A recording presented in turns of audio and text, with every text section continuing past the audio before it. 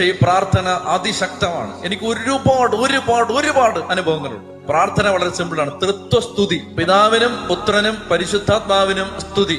എന്ത് ചെയ്യണമെന്നറിയാമോ? ഈ ജപമാല എടുത്തിട്ട് ഓരോ കണ്ണിയിലും ഓരോ മണിയിലും പിടിച്ചിട്ട് ഇങ്ങനെ പ്രാർത്ഥിക്കണം. കുരിശൊന്നും വരയ്ക്കണ്ട, ഇങ്ങനെ പ്രാർത്ഥിക്കണം.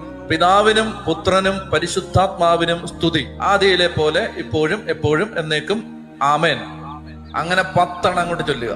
അപ്പൊ സ്വർഗസ്ഥനായ പിതാവെ ചൊല്ലാൻ ഒരു മണി ഇവിടെ ഇതാ വെയിറ്റ് ചെയ്യാണ്. അവിടെ വരുമ്പോ ഇത് ഓർത്ത് വെച്ചിരിക്കണം. പരിശുദ്ധാത്മാവേ ഒരു കൊടുങ്കാറ്റായി, ഭർത്താവിന്റെ പേര് മോനച്ചൻ എന്നാണ് കേട്ടോ. പരിശുദ്ധാത്മാവേ ഒരു കൊടുങ്കാറ്റായി മോനച്ചന്റെ ചങ്കിലേക്ക് ആഞ്ഞടിക്കണമേ, മദ്യപാനം എടുത്തു മാറ്റണമേ.